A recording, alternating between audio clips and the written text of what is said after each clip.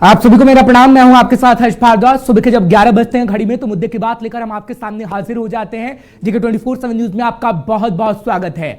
आज बात करेंगे उस अंक गणित की जो नीतीश कुमार समझाने की कोशिश कर रहे हैं। आज बात करेंगे उस अंक गणित की जो बीजेपी के चाणक्य समझाने की कोशिश कर रहे हैं। आज बात करेंगे उस अंक गणित की जो कांग्रेस समझाने की कोशिश कर रही है, क्योंकि 2024 बेहद नजदीक है। सेमीफाइनल इस वक्त चल रहा है, यानी 2023 में 9 राज्य के चुनाव और एक राज्य में चुनाव हो चुका है, यानी त्रिपुरा में चुनाव हो गया है। तो सेमीफाइनल के बाद फाइनल होगा और आज हम आपको अंकगणित समझाने की कोशिश करेंगे कि 2024 में आखिर किसकी सरकार बन रही है।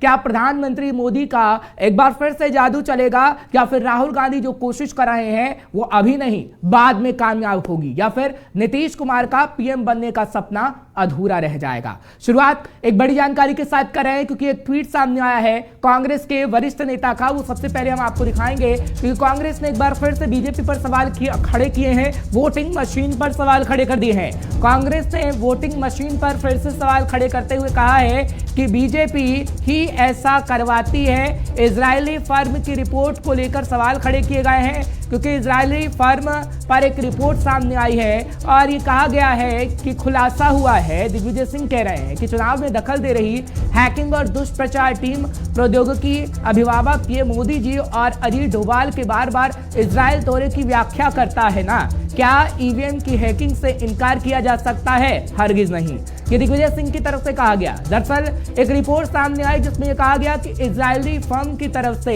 एक झूठी मीडिया फर्म चलाई जाती है, जिसपे बढ़ा चढ़ाकर प्रचार किया जाता है और जीतने में मदद की जाती है, जिसमें वोटिंग मशीन भी कुछ नहीं कर पाती है। ये दिग्विजय सिंह कह रहे हैं और दिग्विजय सिंह की मांग है कि जब वोटिंग हो और जो पर्ची निकलती है उस पर्ची को भी डाला जाए वहां पर एक बॉक्स के अंदर और उस पर्ची की भी गिनती हो। ये कांग्रेस सवाल खड़े कर रही है और कांग्रेस ये कह रही है कि ईवीएम मशीन की वजह से ही बीजेपी जीतने का काम कर रही है। फिलहाल अब जब बात हम 2024 की कर रहे हैं तो अब आते हैं नीतीश कुमार पर, आते हैं तेजस्वी यादव पर और आते हैं कांग्रेस पर, क्योंकि अंकगणित आज आपको 2024 का समझाएंगे। वार पलटवार का दौर जारी है, लेकिन जब हम मुद्दा आपके सामने लेकर आए हैं तो आप सुनिए कि नीतीश बाबू किस तरीके से आह्वान कर रहे हैं कि अब वक्त आ गया है कि कांग्रेस एक कदम आगे बढ़ाए और संयुक्त विपक्ष बनाए। अब जान लीजिए हम वेट कर रहे हैं, अब आप लोग इतना जल्दी, हम इसीलिए हम वेट कर रहे हैं। नहीं तो बाकी और पार्टियां थी, बहुत सारी पार्टियां एकजुट होने के लिए तैयार बैठी हुई है। लेकिन अब आप सोचिए, हम तो चाहते हैं कि भाई अधिक से अधिक लोग एकजुट हो जाए। ताज आप पाए हुए हैं, ताज ही के माध्यम से आपके पार्टी के नेतृत्व को हम अनुरोध करेंगे कि जल्दी से जल्दी फैसला करिए और हम लोग को बुला करके बात कर लीजिए। हम लोग सब लोग तैयार हैं और सब लोग जब तैयार हैं तो कांग्रेस पार्टी को निर्णय लेना है और मुझे पूरा विश्वास है कि जल्दी ही जो है निर्णय लिया जाएगा और देश के लिए हम सब लोगों को एकजुट होने की जरूरत है। जो आप चाहते हैं वही वहां भी सब लोग चाहते हैं, लेकिन कभी कभी प्यार में एक समस्या होती है। प्यार में समस्या होती है और तेजस्वी जी ये जानते हैं, प्यार में समस्या ये होती है कि पहले कौन कहेगा आई लव यू। तो नीतीश कुमार का आह्वान और कांग्रेस की तरफ से जवाब, लेकिन क्या वाकई आगे आने वाले समय में हम देखेंगे कि एक मंच पर संयुक्त विपक्ष होगा? क्योंकि बात ममता बनर्जी की करें, अरविंद केजरीवाल की करें, कांग्रेस की करें तो बटे बटे नजर आ रहे हैं। लेकिन क्या 2024 से पहले संयुक्त विपक्ष एक हो पाएगा? क्या संयुक्त विपक्ष का नजारा आपको देखने को मिल पाएगा? ये तो वक्त बता पाएगा। इस बीच एक बड़ी खबर आ रही है, सबसे पहले वो आपको बता देते हैं। आज मनीष सिसोदिया सीबीआई टीम के सामने पेश नहीं होंगे, क्योंकि सीबीआई ने मनीष सिसोदिया को दरअसल अब समय दिया है, क्योंकि सीबीआई से समय मांगा था मनीष सिसोदिया की तरफ से और ये कहा गया था कि हमें थोड़ा समय दिया जाए और मनीष सिसोदिया को बुलाया गया था सीबीआई की तरफ से, ताकि वो दरअसल उनसे जांच कर पाए, उनसे पूछताछ कर पाए, आगे की जांच शराब नीति मामले में हो पाए। लेकिन क्या कुछ कह रहे हैं इस बाबत सिसोदिया, दिल्ली के मुख्यमंत्री? आपसे दिल्ली का फाइनेंस मिनिस्टर होने के नाते इस वक्त एक एक दिन क्रूशियल है और मैं दिल्ली के बजट को फाइनलाइज करने में जुटा हुआ हूँ। 24 घंटे लगा के मैं इस कोशिश में हूँ कि फरवरी के अंत तक दिल्ली का बजट तैयार करके सेंट्रल गवर्नमेंट के पास अप्रूवल के लिए भेज दिया जाए। सेंट्रल गवर्नमेंट की मंजूरी के बाद ही दिल्ली विधानसभा में बजट पेश होता है, आप सब जानते हैं। तो फरवरी का लास्ट वीक होने के नाते इस वक्त मेरा एक एक दिन बहुत क्रूशियल है बजट की तैयारियों के लिए, क्योंकि बजट की तैयारी अपने अंतिम चरण में है। तो मैंने उनसे रिक्वेस्ट किया है कि एक बार मैं बजट फाइनल कर लूं और फरवरी के एंड तक ये पूरा हो जाएगा। उसके बाद फरवरी के लास्ट में या फरवरी के लास्ट के बाद में वो जब भी कोई तारीख तय करेंगे, मैं निश्चित रूप से एक्साइज पॉलिसी को लेके उनके जो भी क्वेश्चंस हैं उनका जवाब देना चाहूँगा। इस पूरे मामले को और भी क्लियर करना चाहूँगा और मुझे खुशी होगी। मैंने हमेशा जांच में सहयोग किया है, आगे भी पूरा सहयोग रखूंगा। लेकिन इस समय क्रूशियल टाइम है दिल्ली के बजट के लिए।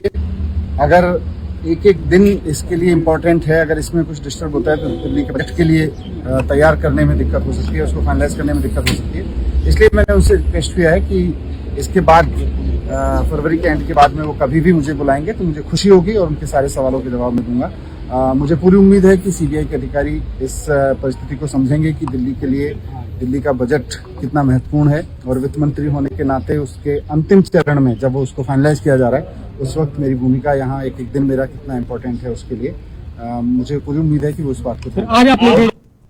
चलिए, फिलहाल बड़ी खबर हम आपको बता रहे थे क्योंकि मनीष सिसोदिया पर सीबीआई की तलवार लटकी हुई है, यानी सीबीआई पूछताछ के लिए लगातार बुला रही है और तैयारियां बजट की चल रही हैं। इस वजह से वो पेश नहीं हो पाएंगे और उनकी तरफ से पूरा ब्यौरा, पूरी सफाई दी जा रही थी जो हम आपको सुनवा रहे थे। आते हैं अपने मुद्दे पर, यानी अंकगणित पर। 2024 का अंकगणित हम आपको समझा रहे हैं तो सवाल उठाते हैं डंके की चोट पे। आज भी मुद्दे की बात में सवाल पूछेंगे, सवाल आपके सामने रखते हैं और उसके बाद कुछ खास मेहमान हमारे साथ जुड़ रहे हैं। पूछेंगे कि क्या वाकई संयुक्त विपक्ष देखने को मिलेगा। मुद्दे की बात में सबसे पहला सवाल, क्या कहता है 2024 का अंकगणित।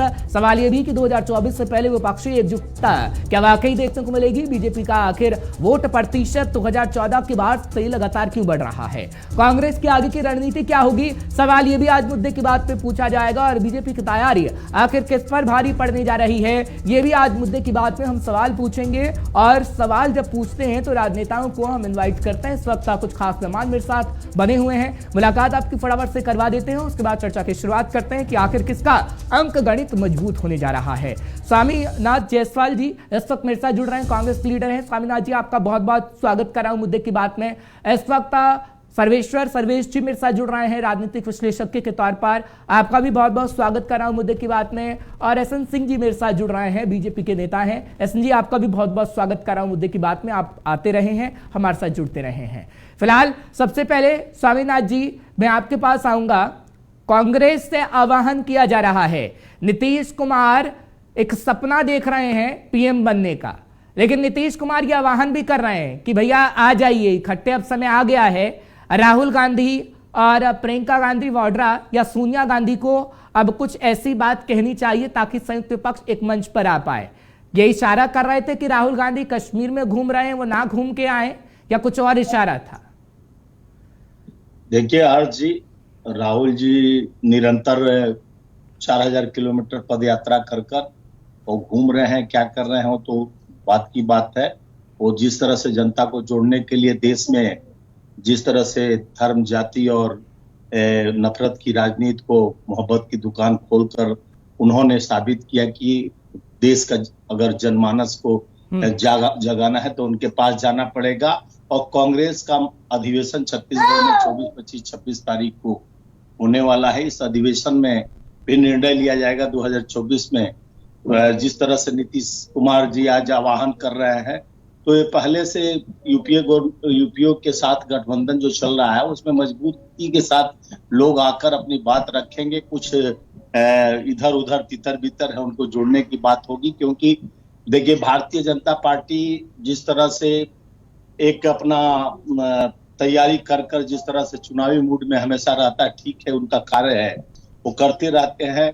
और जिस तरह से हमारे दिग्विजय सिंह का ट्विटर आया वो भी जायज है कि अजीत डोभाल और बार बार पीएम का इजराइल जाना और जिस तरह से इजराइल फर्म के द्वारा ये जानकारी मिली है कि ये मशीन का दुरुपयोग जिस तरह से किया जाता है, ये आम आवाम उठाते रहते हैं। कई जिलों में चुनाव में आप भी देखे होंगे, आपका मीडिया के माध्यम से देखने को मिला होगा कि जिस बटन को दबाओ तो वही बीजेपी का चलिए, ठीक निकलते है। जा रहा है। मैं तो आपके निष्पक्ष पास तरीके आऊंगा, से चुनाव थोड़ी भी देर में हुआ। ग्राफिक्स भी वो दिखाऊंगा जो हमने वोट शेयर के निकाले हैं, आपको पता लग पाए कि बीजेपी का वोट शेयर आखिर 2014 के बाद बढ़ क्यों रहा है और कांग्रेस का घट क्यों रहा है, क्योंकि वोट शेयर ही बताती है कि कितना जनता आपको पसंद करेगी। थोड़ी देर में वो मैं जरूर आपको दिखाऊंगा। स्वामीनाथ जी, एक एक सवाल ले लेता हूं, उसके बाद सवालों की बौछार करूंगा। एसएन जी, मैं आपके पास आ रहा हूं, स्वागत के साथ सवाल रहेगा। बीजेपी को मात देने के लिए सभी पार्टियां एक मंच पर आ रही हैं सर। आपने दक्षिण के अंदर देखा कि किस तरीके से पहुंचा गया अखिलेश यादव अरविंद केजरीवाल की तरफ से, तो उत्तर में आपने देखा कि नीतीश बाबू आह्वान कर रहे हैं कि चलिए एक साथ आते हैं और उसके बाद बीजेपी को हराते हैं, 100 से कम सीटों पर आप सिमट जाएंगे। एक कहावत है, कर बहिया बल आपने छोड़ पर आयो आस। अगर कोई कार्य करना है, सबसे पहले आपको अपनी योग्यता को डेवलप करना होगा, उसके बाद कोई आपके साथ आएगा। आप देखिए 2014 में भी नीतीश कुमार जी एक असफल प्रयास किए थे और क्या हाल हुआ उनका। मोदी जी के खिलाफ तब भी तमाम तरह के राग द्वेष की भावना लेकर चुनाव में गए थे और उनकी क्या हालत हुआ।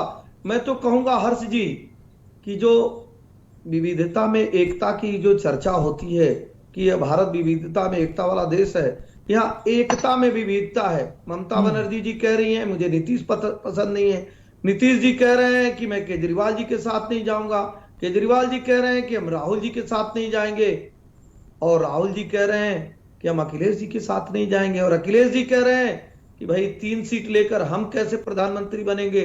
तो मुझे लगता है कि इन लोगों को चर्चा करनी चाहिए। और आपने बहुत अच्छी बात कही, 2014 से लगातार भारतीय जनता पार्टी के वोट परसेंटेज में वृद्धि हो रही है। लगातार भारतीय जनता पार्टी आवास देने का कार्य कर रही है, विकास का कार्य कर रही है, 25 बड़े कॉरिडोर बना रही है, डिफेंस कॉरिडोर बन रहा है, रैपिड रेल बन रहा है, मेट्रो के कार्य हो रहे हैं, 102 सैटेलाइट छोड़े जा रहे हैं, गरीबों को अन्न योजना दिया जा रहा है, गरीबों को दवा मुफ्त में दिया जा रहा है। तो इस नाते जो लाभार्थी वर्ग है वो पूरी तरह से भारतीय जनता पार्टी के साथ है।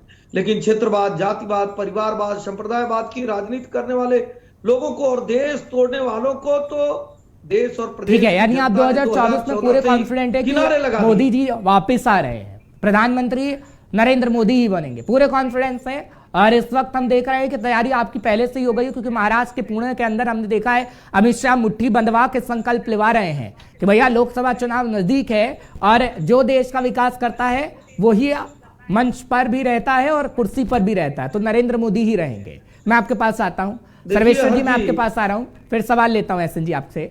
सर्वेश्वर जी, क्या कहेंगे आप, 2024 जब आ गया है, क्योंकि अभी 1 साल तो है लेकिन हम कहेंगे आ गया है क्योंकि तैयारी अभी से चल गई है, हो रही है नेताओं की तरफ से, क्या कहेंगे आपकी 2024 में क्या वाकई जिस तरीके से राहुल गांधी को प्रेजेंट करने की कोशिश की गई है, दिखाने की कोशिश की गई है, क्योंकि बीजेपी तो ये कह रही है कि सिर्फ दाढ़ी बना देने से कोई प्रधानमंत्री जैसा नहीं हो जाएगा, ये बीजेपी के शब्द हैं सर, मेरे नहीं है, लेकिन आपको क्या लगता है कि 2024 में संयुक्त विपक्ष का सपना जो देखा जा रहा है वो पूरा होगा, या फिर राहुल गांधी जिस पिच पर खेल रहे हैं वो अभी काम नहीं आएगा, अभी 10 साल और इंतजार करना पड़ेगा? सर्वेश्वर जी, देखिए हर्ष जी, मुद्दे की सबसे बड़ी बात यह है कि ये जो विपक्षी एकता की बात होती है ये एक दीवार स्वप्न है, यह आंखों में खुले मतलब जो दिन में खुली आंखों से सपने देखने जैसा है। हमने इसका देखा था 2019 में, चंद्रबाबू नायडू जी पूरे विपक्ष को लाने के लिए बहुत उछल कूद मचाए थे। जो 2019 का जो इलेक्शन का रिजल्ट अनाउंस होना था उससे एक दिन भी वो पूरे चारों तरफ घूम रहे थे और सबको लग रहा था कि इस बार बीजेपी चली जाएगी। लेकिन बीजेपी है कि 2014 के मुकाबले 19 में ज्यादा सीटें लाई, 33% से ज्यादा उनके वोट शेयर में इजाफा हो गया और वो निरंतर मजबूत ही होती गई है। तो निरंतर वो मजबूत ही होती गई है और इनके पास बीजेपी को रोकने का कोई प्लान ही नहीं है, क्योंकि देखिए जितनी भी विपक्षी पार्टी है सबके सब मुखिया जो है अपने आप को प्रधानमंत्री पद के रूप में देखना चाहते हैं। रही बात कि कांग्रेस ने राहुल गांधी जी को फिर से रिप्रेजेंट किया, और इसमें कोई दो राय नहीं है कि राहुल गांधी जी ने कड़ी मेहनत की। 3500-3600 किलोमीटर पैदल चलना कोई बहुत कम मतलब छोटी बात नहीं है, उन्होंने अच्छा किया। लेकिन जो बात होनी चाहिए थी भारत जोड़ो की बात, वो नहीं हुई। साउथ इंडिया में हमने आपने सबने देखा कि एक पादरी आता है और हिंदू धर्म को अपमान करता है, दूसरे इसमें जाते हैं फिर हिंदू धर्म का अपमान होता है, और जब इधर हिंदी बेल्ट के राज्यों में आ जाते तो महाकाल के दर्शन करते हैं, तब उनको जाके लगा नहीं, हिंदू वोट बैंक भी हमें ग्रैब करना है, तो फिर वो चोला और रुद्राक्ष धारण, त्रिपुंड लगाना और ये सब होता है। तो कांग्रेस की जो मंशा है वो पूरी जनता को दिख रहा है। लेकिन ठीक है, आप ये कह रहे हैं कि 2024 से पहले ही राहुल गांधी रुद्राक्ष की माला पहन रहे हैं, टीका लगा रहे हैं, ताकि बीजेपी से कुछ सीखा जा सके। 10 सेकंड, हाँ, हर मेरी स्टेटमेंट पूरा करने दीजिए। मैं कह रहा हूं कि ये चुनावी हिंदू बनना छोड़ दें और बीजेपी को भी थोड़ा सा सजग हो जाना पड़ेगा, क्योंकि राहुल गांधी ने साउथ की इंडिया की सीटों में अपना दमखम दिखाने का काम किया। 129 सीट साउथ इंडिया के राज्यों से आते हैं, तो बीजेपी को भी थोड़ा मतलब उनको जो है सीरियसली लेकर काम करना पड़ेगा 2024 में। चलिए ठीक है एहसन जी, राहुल जी को सीरियसली लीजिए थोड़ा सा।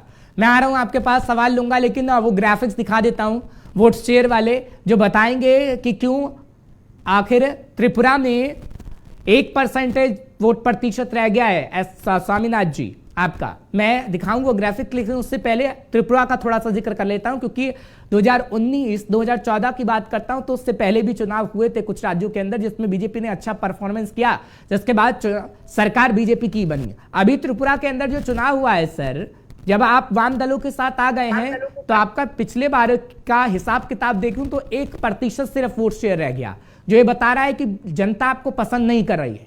अभी हिंदी बेल्ट में भी चुनाव होना है। देखिए हर्ष जी,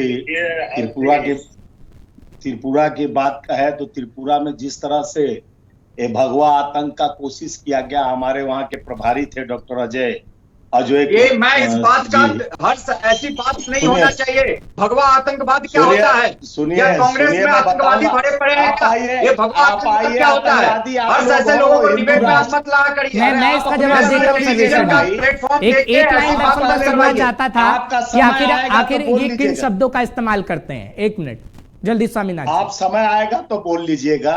और अभी मैं बोलना शुरू, जिस तरह से हमारे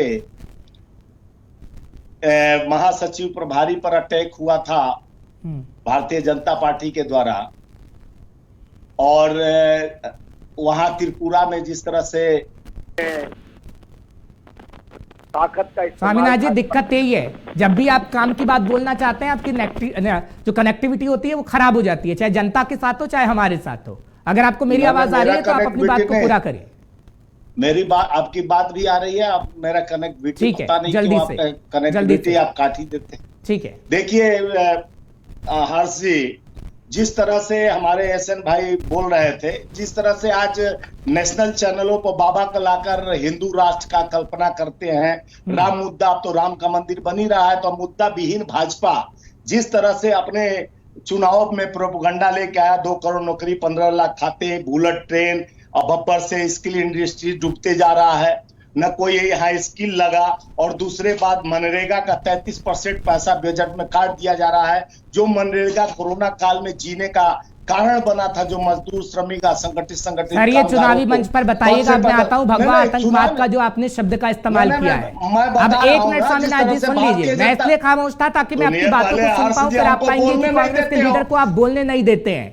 1 मिनट सर, 1 मिनट स्वामीनाथ जी, ये चुनावी मंच पर आप बोलिएगा कि कोरोना काल में क्या कुछ हुआ, या कांग्रेस की जहां पर सरकार है आपने क्या कुछ दिया है सर। सुनिए, मैं सब सुन रहा हूँ, लेकिन गलत चीजों को मैं यहाँ बर्दाश्त नहीं कर सकता सर। मुद्दे की बात है, ये टीवी डिबेट है, आपका चुनावी मंच नहीं है जो मैं सबको बताऊं कि कांग्रेस ने किस राज्य में क्या कुछ किया है। मेरे को हिसाब किताब लेना होता है सभी पार्टियों का, एसएन जी का भी लूंगा, आपका भी लूंगा। पहले ये बताइए, जो भगवा आतंकवाद शब्द गढ़ा है ना आपने, किस आधार पर गढ़ा है? कहां पर आपको यह आतंकवाद देखने को मिल गया? कोई एक राज्य बताइए, कोई मामला बताइए, तुरंत मैं खंगाल के निकालता हूं। स्वामीनाथ जी, त्रिपुरा में भाजपा के लोग हमारे प्रभारी जनरल सेक्रेटरी पर अटैक किए थे अजय जी पर, डॉक्टर अजय पर, तो अपने आतंक का वो दमखम दिखाने का काम किए। जहां उनका ताकत चलता वहीं हम हैं। आप आतंक को अलग रख सकते हैं, आप भगवा को अलग रख सकते हैं, लेकिन इस शब्द का इस्तेमाल भगवा आतंकवाद जो आपने किया है आपको भारी पड़ सकता है सर। राहुल गांधी ने जो कहा था ना कि सेना हमारी पिट कर आती है, कांग्रेस के नेता ने लाइव डिबेट में हमसे माफी मांगी। इन शब्दों का इस्तेमाल जो किया गया गलत किया गया। आपातकाल के लिए कांग्रेस के नेता ने हमारे से लाइव डिबेट में माफी मांगी कि भैया आपातकाल हमारी गलती थी। मैं ये चाहता हूं कि आप हमारे चैनल में लाइव डिबेट में माफी ना मांग के जाएं सर, इसलिए शब्दों की मर्यादा रखिए। मेरी आपसे अपील है, मेरी आपसे अपील है, अगर आपको इतना ही भगवा में आतंकवाद नजर आता है तो राहुल गांधी को कहिए कि भगवा मंदिर में जाकर अपने गले में ना डालें और ना दिखाएं। आप कहिए, एक मिनट सर सुन लीजिए, एके एंटनी साहब को कहिए जो आप ही के लीडर हैं, मंच पर खड़े होकर कहते हैं कि हिंदुत्व का एजेंडा कांग्रेस को लाना पड़ेगा, नहीं तो कांग्रेस हार जाएगी। अब अल्पसंख्यकों की बात मत करिए, अब भगवा की बात करिए। ये आप ही के नेता के शब्द है सर। अब बोलिए स्वामीनाथ जी। देखिए अल्पसंख्यक की बात नहीं हो रही है, ना भगवा की बात हो रही है। जिस तरह से अटैक हुआ हमारे नेता पे, वो बात मैं त्रिपुरा में बताऊं। ठीक है, मेरी अपील है कि शब्दों को सही से गढ़िएगा। अलग अलग शब्दों को जब आप मैच करते हैं ना, तो उसका समझिएगा कि अर्थ का अनर्थ भी हो जाता है, वो कांग्रेस को भारी पड़ सकता है। बस मेरी ये अपील है आपसे। देखिए हर्ष जी, ऐसा है, मुद्दे की बात पर अपने आइए, लौट रही है मुद्दे की बात पे। जिस तरह से भाजपा अपनी रणनीति तैयार कर रही है, हमेशा चुनावी मूड में रहती है। जनता का कम से कम दुर्भाग्य है, जनता जो जनमानस में इनको प्रेम दिया, एक बार नहीं दूसरी बार दिया, जिस तरह से 2 करोड़ नौकरी, 15 लाख खाते, बुलेट ट्रेन, स्मार्ट सिटी 150 गोद में ले घूम रहे हैं, और जिस तरह से चौमुखी विकास की बात करते हैं। अभी दैनिक भास्कर में 4 दिन पहले स्किल स्वामीनाथ जी, या तो आपके पास जवाब नहीं है या आप रिपीट कर रहे हैं। आपने इतनी बातों को पहले भी रिपीट किया है सर। मैं सर मेरी बात सुन लीजिए सर। स्वामीनाथ जी आप भी जानते हैं कि जब मैं मुद्दे की बात लेके आता हूँ, या तो तथ्य मांगता हूँ या आधार मांगता हूँ। जो आप भाषण करना चाहते हैं वो चुनावी मंच पे करिएगा सर। अभी 8 राज्यों के चुनाव बाकी हैं। एसएन जी मैं आपके पास आ रहा हूँ। एसएन जी मेरी आवाज अगर आप तक पहुंच रही है तो कह रहे हैं स्वामीनाथ जायसवाल जी की कहीं ना कहीं आपको डर लग रहा है। सर्वेश्वर जी भी कह रहे थे कि कहीं ना कहीं बड़ी चुनौती है। देखिए हर जी, एक तो ये डिबेट है, इंटरव्यू नहीं है कि अकेले वो बोलेंगे, सबके चर्चा में ले आना चाहिए आपको और चर्चा करानी चाहिए। निश्चित तौर पे बड़े भाई को आप समझाइए कि आप जनता के लिए कार्य करिए, जनता को जनार्दन मानिए। आप हिंदुओं को आतंकवादी मत कहिए, आप भगवा को आतंकवाद से मत जोड़िए, आप देश के संसाधनों पे एक का अधिकार मत बताइए, आप भगवान राम के सत्ता पे सवाल मत उठाइए। यही तो बार बार आपको कहा जाता है। चूंकि अंग्रेजों ने जब ये पार्टी बनाई तो उनको ये सिखा के गए, उनके डीएनए में थोड़ा सा ये चीज डाल के गए कि हमारे गुण को गाते रहिएगा। और जब हर्ष जी चाइना से अगर फंड लेंगे तो अगर उसका गुण नहीं गाएंगे तो वो सूद सहित लेगा। फिर भी हम मुद्दे पे आते हैं, क्योंकि आज ये अनाप शनाप बात करने का समय नहीं है। इतना सुंदर डिबेट हो रहा है, उसको आप भगवा आतंकवाद, हिंदू आतंकवाद और हिंदू के कुकर्मों का बात जो भाजपा के किए। अरे भाई, मैं आपके बीच में बोला नहीं, क्यों तकलीफ हो रही है, क्यों रोने लगे? इसमें रोने की क्या आवश्यकता है? भाजपा के किए गए वादा जनता को धोखा दिया गया तो मुद्दे के बाद। स्वामीनाथ जी सुन लीजिए। स्वामीनाथ जी पैनल में और लोग हैं मेरे साथ, उन्हें समय देना पड़ता है। स्वामीनाथ जी बोल रहा हूं, अगर आप नहीं चुकोगे तो फिर मैं आपका काला चिट्ठा रख दूंगा सर। जिस भगवा आतंकवाद की आप उस शब्द के इस्तेमाल की बात कर रहे हैं, उस भगवा का इतिहास भी मैं आपको बताऊंगा, और कैसे भगवा को आपने मिट्टी में मिलाने का एक वक्त में काम किया था, वो भी मैं इतिहास बता दूंगा, और डंके की चोट पर बताऊंगा, आधार पर बताऊंगा, अपने शब्दों को नहीं गढ़ूंगा। सुनिए पहले, अडानी जिस तरह से देश को रिश्ते लेकर, जिस तरह से प्रधानमंत्री, आप चुप क्यों नहीं हो रहे हैं? केवल आपको सुनने के लिए हम लोग यहाँ पे क्या चुप कर? स्वामीनाथ जी 1 मिनट रुक जाइए। स्वामीनाथ जी 1 मिनट, मैं मुद्दे की बात में सर किसी की ऑडियो को डाउन नहीं करता, ये मेरी डिबेट का रूल है, आपको पता है, आप आते रहते हैं। लेकिन अगर आपने ज्यादा ही बोलने का शौक है तो सर एक मंच में आधे घंटे का आपको प्रदान कर दूंगा, आपको टाइम दे दूंगा, आप मेरे सवालों का जवाब दे दीजिएगा। लेकिन पैनल में और लोग भी हैं, आपसे रिक्वेस्ट है। एसएन जी बोलिए। लेकिन सवाल पे आइए, मुद्दे पे। एसएन जी से मैंने सवाल किया है सर, मुद्दा मेरा है, आप ही भटक रहे हैं मुद्दे से। एसएन जी सवालों का जवाब दीजिए। खुद कालिखों से पोता हुआ आदमी वो दूसरे मुद्दे पे चले चुनाव होता है और 542 में से 303 सीटें भारतीय जनता पार्टी जीतती है, और अगर एनडीए को लेकर देखा जाए तो 352 सीटें भारतीय जनता पार्टी के खाते में चली जाती है। मैं कह रहा हूं 542 में से बहुमत के लिए 272 सीटें चाहिए। अगर 542 में से न एनडीए, सिर्फ बीजेपी की 303 सीटें अगर घटा दीजिए तो 239 आती है, तो भी इनकी सरकार नहीं बनती है। क्योंकि भारतीय जनता पार्टी जिसके सांसद अभी से कार्य करने लगे, जिसके विधायक क्षेत्र में जाने लगे, आदरणीय प्रधानमंत्री जी की बड़ी बड़ी योजनाओं को लेकर जाने लगे। हम पीएम किसान सम्मान निधि लेकर जा रहे हैं, हम आयुष्मान भारत लेकर जा रहे हैं हर जी, हम पीएम आवास योजना के साथ लोगों को जोड़ रहे हैं, उज्ज्वला योजना के साथ जोड़ रहे हैं, जनधन खाते के साथ जोड़ रहे हैं। तो ये चीजें बताएंगे जनता को या प्रधानमंत्री नरेंद्र मोदी के चेहरे का इस्तेमाल करेंगे? जैसे त्रिपुरा में प्रधानमंत्री गए और बताया गया, इन योजनाओं को तो पीएम बता रहे हैं लेकिन चेहरे का उन्हीं का इस्तेमाल होगा ना सर? देखिए हर जी, एक कहावत है, ब्रिज कबहू नहीं फल बके, नदी न सरचे नीर, परमारथ के कारण साधु धरासरी। जहां आदरणीय प्रधानमंत्री नरेंद्र मोदी जैसा व्यक्ति अगर होगा, जिस पार्टी में होगा, जो अपने जीवन में सादगी से रहता होगा, जो उच्च चरित्र का प्रतिपादन करता होगा, जो सरकारी खर्चे को जीरो करके चलता होगा। चलिए ठीक है, वो तो जनता तय करेगी सर, मैं नहीं कह सकता इन बातों को, जनता कहेगी। सर्वेश्वर जी मैं आपके पास आ रहा हूं। सर्वेश्वर जी, बीजेपी की बात मैं करूंगा लेकिन उससे पहले कांग्रेस की करूंगा। क्या कांग्रेस जितनी मेहनत करती है उस पर खुद ही पानी फेरने का काम कर देती है?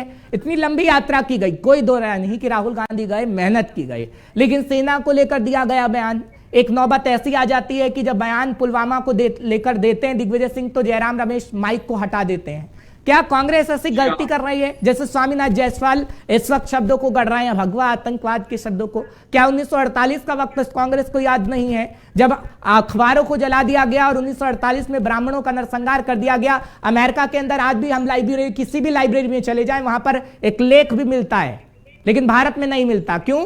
कारस्तानी को छिपाने की कोशिश की गई।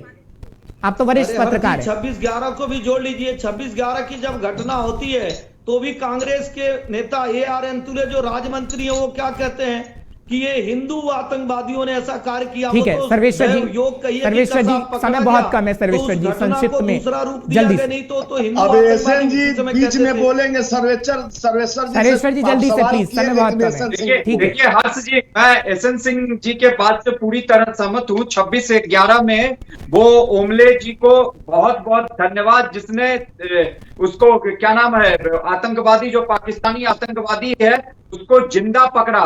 नहीं तो इन लोगों की जो वो गढ़ी गई थी परिभाषा हिंदू आतंकवाद की, वो सफल हो जाती। लेकिन देखिए ऊपर वाला भारतवर्ष के साथ है। रही बात कांग्रेस की, तो जिस पार्टी की प्रकृति और चरित्र होगा वो उससे अलग कैसे रहेगा। जिस पार्टी को एक अंग्रेज ने शुरू किया और उसके बाद आने वाले सालों में सर्वेंट की उसके प्रेसिडेंट रहे और बाद में अपना ली गई कांग्रेस के, मतलब जवाहरलाल नेहरू तमाम नेताओं के द्वारा, और बाद में बपौती हो गई गांधी परिवार की नेतृत्व की। तो उस पार्टी से हम ज्यादा आशंका नहीं लगा, ज्यादा अपेक्षा नहीं रख सकते। मतलब उनसे जो चीज हमें चाहिए वो सामने प्रतीत होता है कि ठीक है राहुल गांधी ने यात्रा की, लेकिन नफरत, टुकड़े टुकड़े गैंग शामिल थे उनकी यात्रा में। दूसरी बात ये कि चुनावी हिंदू बनते हैं, चुनावी अगर आपको भगवा आतंकवाद लगता है तो फिर क्यों भाई भैया। ठीक है सर्वेश्वर जी, कहा जाता है कि आप कितना भी अच्छा काम कर लीजिए, अगर एक गलती आपसे हुई तो सब पे पानी फिर जाता है। ये तो भारत हाँ जल्दी से सर्वेश्वर जी। तोड़ने के लिए जॉर्ज सोरोस जैसे उससे सहायता लेते हैं और अपने देश के उद्योगपतियों को गाली देते हैं। देश का उद्योगपति अगर अच्छा करता है, चलिए ठीक है, जनता सब जानती है सर, माफी चाहता हूं, समय मेरे पास थोड़ा सा कम है, इससे वाइंड अप करूंगा यहीं पर। एसएन जी आपका बहुत बहुत शुक्रिया आने के लिए, स्वामीनाथ जी आपका भी बहुत बहुत शुक्रिया, सर्वेश्वर जी आपका भी बहुत बहुत शुक्रिया आने के लिए मुद्दे की बात में। फिलहाल आपको अंकगणित समझाने की कोशिश कर रहे थे, जिस अंकगणित में अभी नीतीश बाबू लगे हैं, राहुल गांधी लगे हैं और बीजेपी लगी हुई है, लेकिन इस अंकगणित को जनता अच्छे से समझती है। शब्दों का चयन राजनेता किस तरीके से करते हैं वो भी जनता अच्छे से समझती है, और जनता वोट देती है तब पता लग जाता है कि आखिर कितना काम राजनेताओं ने किया है और उसका हिसाब किताब कैसे जनता दे रही है। ये जनता अंकगणितों को तय करेगी। फिलहाल एक छोटा सा ब्रेक लेना होगा। कल ठीक 11 बजे मुद्दे की बात लेकर हम आपके सामने हाजिर होंगे, मुद्दा उठाएंगे, डंके की चोट पर सवाल भी पूछे जाएंगे।